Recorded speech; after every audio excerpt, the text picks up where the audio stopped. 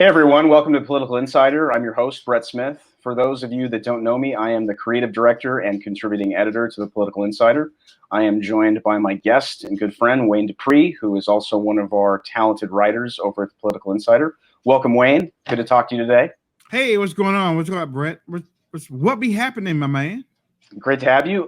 Let's get right to it. You were one of the selected few who were invited to the White House this week by President Trump for a summit on what's going on within the Black community.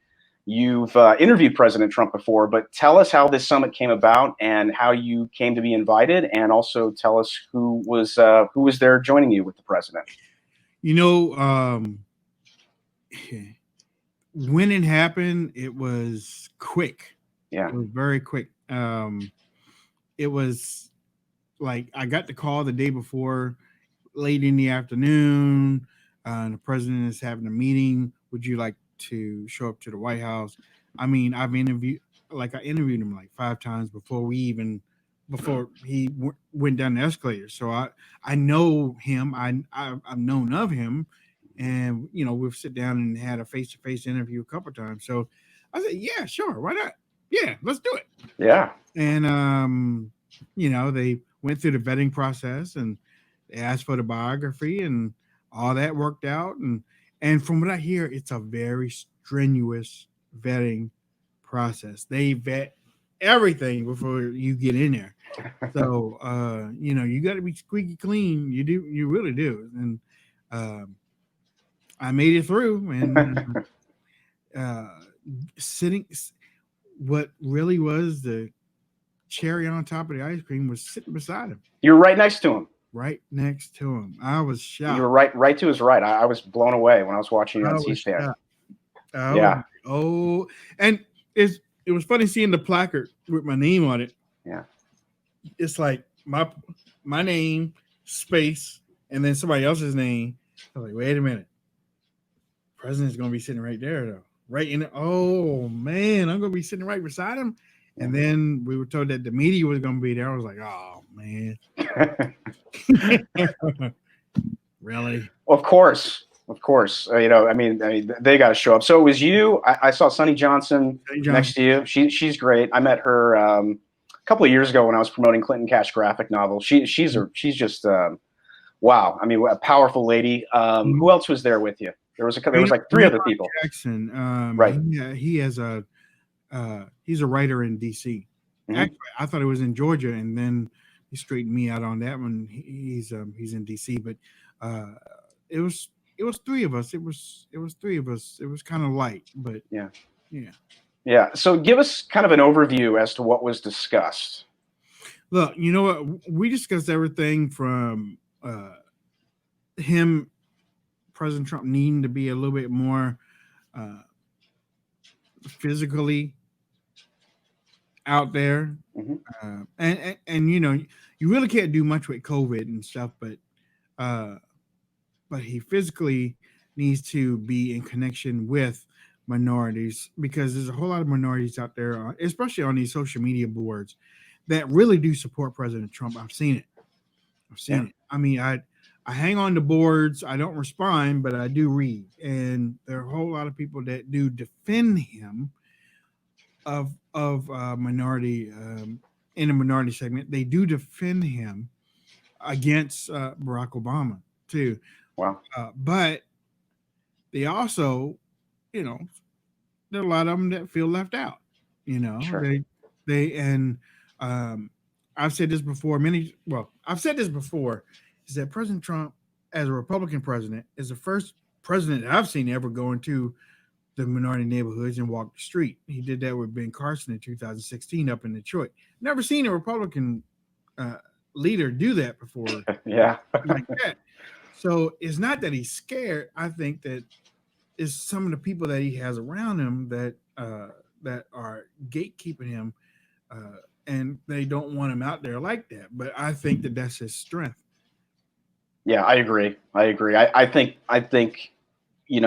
nothing compares to being on the ground there in person. Mm-hmm. It puts a personal touch mm-hmm. and a human touch to it, and it shows. And it's like you said, you don't see other Republicans doing that. No. So, that sets him apart from everyone, which I think makes a big difference. So, did you find him receptive to the issues discussed as well as the solutions you guys talked about? Was he open to implementing all of your suggestions? We're supposed to be going back. It's supposed to be this wasn't a one-off. We're Good. supposed to be continuing to do things like this. He was receptive. He didn't he didn't shut anybody up. He didn't tell anybody to back down. But I mean, I didn't expect him to say, okay, well, we're going to implement that policy tomorrow. Right. I didn't expect that. And plus, he had a meeting before and he had a meeting afterwards. So Yeah. I think a few more meetings, then it'll start sinking in a little bit more. Mm-hmm. It's like checks and balances. I think it's great you guys are all going back. Yeah. That's important. No, it is. It is. And the more he sees us, the more he's, okay, yeah, I remember we were talking, because he has a great memory. When I was sitting right beside him and I was reminding him when I last saw him, he remembered because I heard him go, oh, yeah, that's right, we did. And, I was like, okay, well, I knew he had a great memory. He also remembered my name too. So, well, he's a results guy too. Yeah. Just being a private sector guy and also being a general contractor. I got 4 generations of general contractors in my family. So, it's like when you're dealing with subcontractors, roofers, electricians, framers, you want results. You're on a strict timeline. So I've always expected that out of him. And I think, we can probably expect that on stuff like this as well. I remember telling my audience that I've always felt President Trump was trying to wrap 8 years up into 4 years. You know how business people are, where they like to come in early, under budget. Yeah. Well, I don't know about the under budget thing, especially with the $1 trillion omnibus thing. Yeah. But he's been trying. I thought he was trying to cram 8 years into 4 because that's a great campaign tool.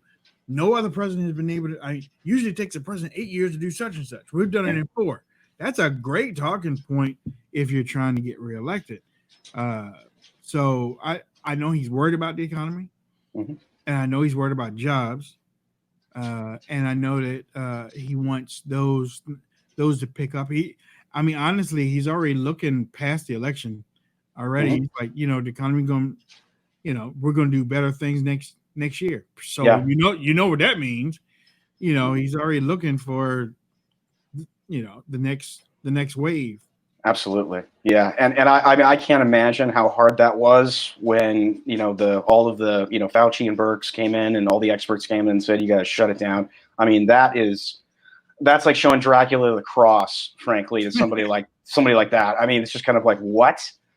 All this incredible GDP, the unemployment, even unemployment among Hispanics and Blacks. I mean, how do you make that decision?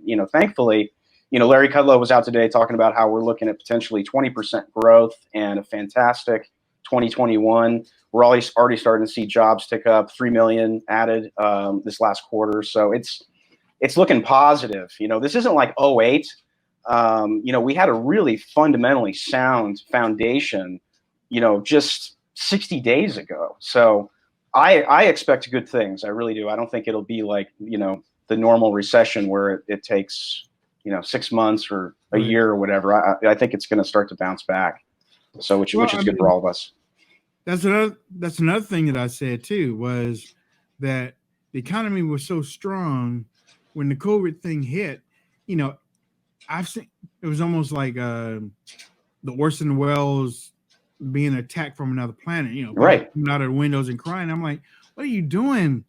The economy was so strong that the this isn't an attack on the economy per se. The banks are fine. Right. This isn't one of those things that we saw back under between Bush and Obama. That's right. Something different. So, yeah, the economy is going to take a hit, but it's one of those like pushing hits, and then when the foot lets off, then it's back. it's not broken. Right. You see what I'm saying? It wasn't a recession. It's like a pause. Yeah. Well, yeah.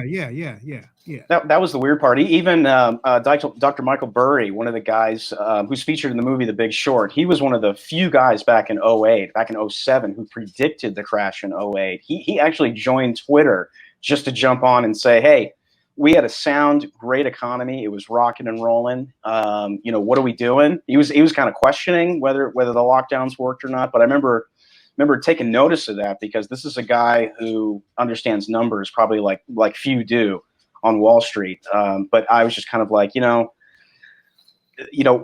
foundation is solid, and we should have a bounce back. Probably there's going to be some undercapitalized businesses that don't come back, Right. but this is capitalism, and it's not a zero-sum game. The pie can grow, and there will be new businesses that will come out of this. Mm-hmm. And it's funny, everybody that I know over the COVID thing is using DoorDash and Grubhub and a lot of these things. Yeah, me too. You know what? There are more. Just 3 more today. As a matter of fact, just 3 more today jumped on the delivery for the groceries. Yeah. And honestly, I'm looking at some of these businesses that are still out here, like Olive Garden and Jimmy John's. Yeah. I'm like, everybody else around you is delivering through this thing, mm-hmm. through these Grubhubs and stuff. Yeah. Everybody else is delivering, and y'all still aren't.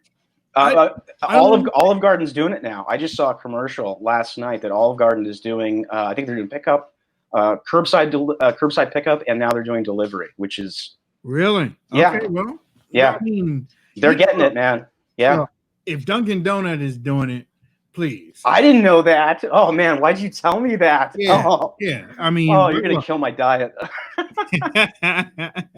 Donuts are like my total Achilles heel. They also have like the best coffee in the world. They do. Oh. And then if yours has a Baskin Robbins in there, look, 7:00 every couple, once a week, once every couple of weeks, 7:00 at night. I'm like, 3 scoop. Let's get a movie going. I'm ordering a pint tonight of rainbow sherbet. That's happening. That is happening. No, it's amazing how the economy is just, it's like that video of Bruce Lee talking about water. Water, it flows. Just like water. Yeah, exactly. Yeah. You can't stop it. It always finds a way, to overcome. So, something else I wanted to bring up. I was on Twitter this morning, and I caught this video of Tupac Shakur in an old video from the 90s. And he was basically talking about how the same criminals and the same fears that white America has are largely the same fears and the same criminals that Black America fears. And we really do face the same threats. And then that got me thinking about the late, great director John Singleton, the extremely talented guy who gave us the powerful film Boys in the Hood, a movie that you and I both saw back in the day, back in the 90s. Huge movie. Larry Fishburne, Cuba Gooding Jr., just a fantastic film that I need to go back and watch because I haven't seen it in a while. But one of the overarching messages of that movie was the importance of fathers. If you remember Larry Fishburne's father, that solid, powerful, positive, masculine, patriarchal figure that is sort of the centerpiece of that movie. And right now, I'm watching all of us kind of be consumed by the symptoms of the problem rather than the root causes that's Black America, the Black community is facing, whether it's canceling Gone with the Wind or canceling Paw Patrol on Nickelodeon, canceling shows like Cops. None of these things are going to make a difference whatsoever within the Black community when it comes to addressing the root causes. These are all just, addressing symptoms rather than the root cause. And I think one of the main root causes as far as challenges or problems within the Black community is the fact that you got 70% of families out there without fathers. And, just from my own personal experience, having a strong, present father and grandfather was just hugely, hugely important in my life. And I think it's not only important for boys and girls, but especially young boys and young men. A strong father, a strong grandfather, hopefully both.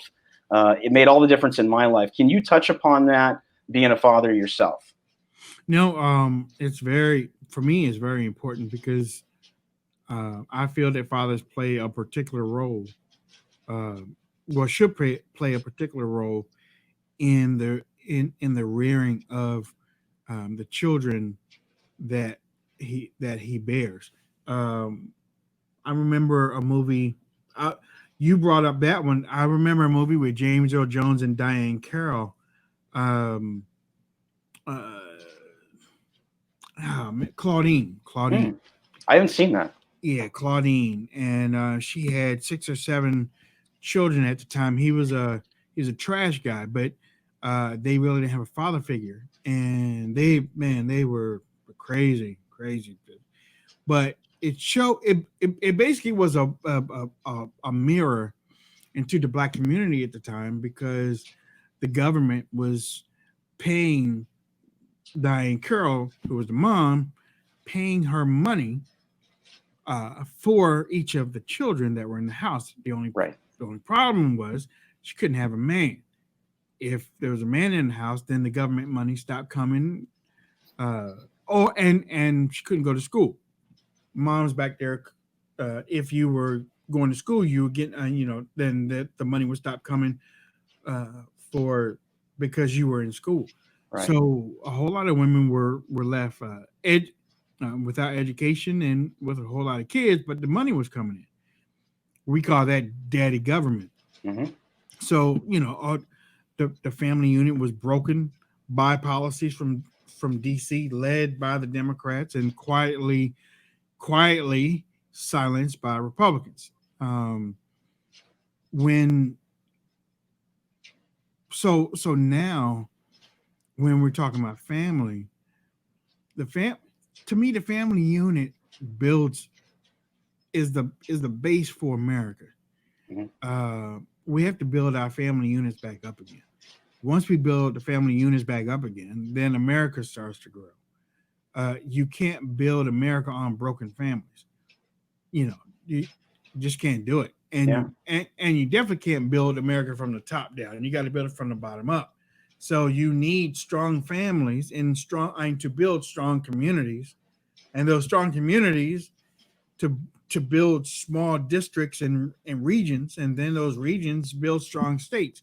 So it's like it's kind of like building a building. It's a foundation. It's a foundation of which everything rests upon. Yep.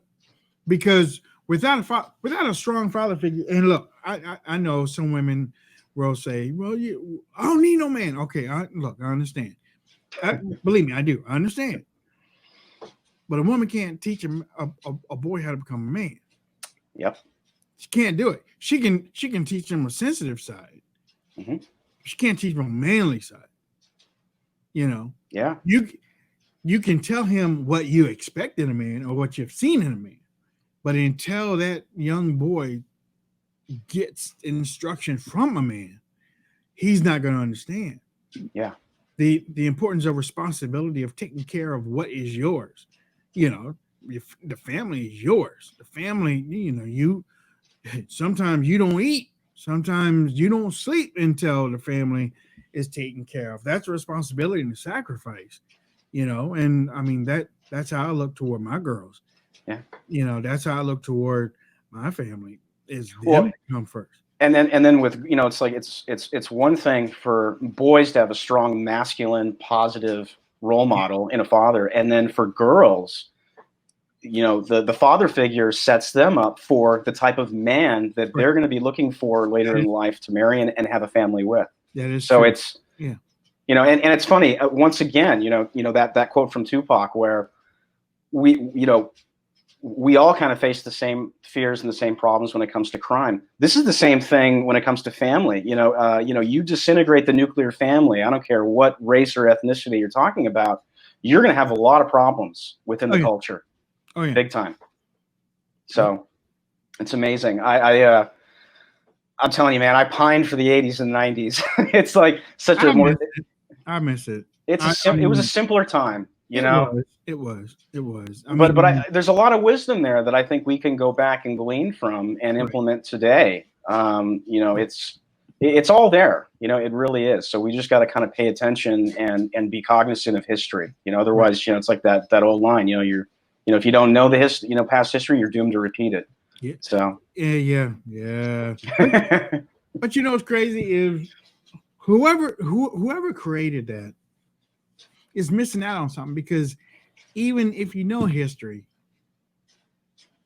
you're doomed to repeat it if you don't make strides to change where you're going, because a whole lot of us know what happened in the past, but there's no solutions for the future. So That's we right. keep on repeating the past. We keep on repeating the mistakes because we don't have strong leaders. And I mean that we don't have strong leaders to forge a new path with solutions. It's almost like, and y'all might laugh at this when I say it, a whole lot of Congress people don't know how to read. They don't. A whole lot of Congress people don't know how to read. They don't know anything about the Constitution. You could probably trip them up and say, the 37th Amendment says such and such, and they go, oh yeah. Oh yeah. Right. Yeah. They don't know what the Constitution is all about, and that's why our country is so much in a mess. They won't write a budget. They get up there and they create laws that are already on the books, but they just want to put their name on it, and it's like, so when President Trump is elected, then they get mad because we aren't falling for the media's, you tell us who to vote for and then we'll pull the lever anymore. So, a family unit, America is better with a strong family unit, and hopefully there's a man in there. Now, I know, again, some women out there, I don't need a man, like I said before, and I understand you don't. If that's the way you want to go, Yeah, there's plenty of cats to go and adopt. You know what I mean? But if you want to have a family, right? I mean, there's nothing substitutes the nuclear family. Right. And nothing says that they all have to live together, but the man has to be prevalent in the lives of the children. Absolutely. And then, because when they grow up, they might end up the same way you are, or they might try to fix what was broken in their parents' relationship, and try to make things work a whole lot better in their relationship for their children going forward. That's me. I mean, I am the classic Gen X latchkey kid. Parents split up in one. I have no memory of my folks together, but I had a strong stepmom, fantastic stepmom, two great stepbrothers, and then when my mom remarried, I had just an awesome, and still do have a fantastic stepdad. So, I didn't necessarily get the nuclear family. I didn't get exactly what I wanted, maybe necessarily, or what was best, but I got what was best just through other people. I ended up, in a good situation because I had solid step parents and extended family. Kind of Brady Bunch, right. Which was one of my favorite shows growing up because I could see myself in a lot of ways. But I think it's kind of like, as long as you get what you need, from that core family structure, whether it's extended family or not, or your direct family, that's really what we're talking about here as far as being important, and becoming a fully functioning adult that can contribute to society and, be independent and go out there and go for the brass ring, which is ultimately, the American dream. Yep. So, well, hey man, that is, we're about 23 minutes in, so that is all the time we have for today. Along with thepoliticalinsider.com, where can we find you and your work? Insta-tweet, Google Face. Just type in Wayne Dupree Show, and you should be able to find me on any one of those platforms. You can always download my podcast, which is just type in Wayne Dupree Show on any platform. Most importantly, Spotify, iHeartRadio, Apple Podcasts, Google Podcasts. Just type in Wayne Dupree Show. Brett is doing a great job bringing this new spotlight with the Political Insider. Make sure that you follow. Make sure that you hit those notifications. Make sure that you visit, bookmark, and share the politicalinsider.com, and also follow us here on the Political Insider Facebook page. And if you follow us on Twitter, make sure you follow that too. We're on Instagram too, and we're growing. So get over there and follow us. So hey, thanks so much, brother. I really appreciate it. Much, and thank you. Thanks for everybody for tuning in. Remember to like and share this video far and wide. Subscribe to this channel. Hit the bell for notifications so you never miss out on these videos. And log on to thepoliticalinsider.com and subscribe to our newsletter so you never miss out on Wayne's work and our other talented writers. In fact, we just brought on Chris Barron, who his new op-ed is going to drop here, I think, today, which is very exciting. And have a great day, and we will talk to you all soon. Thanks again.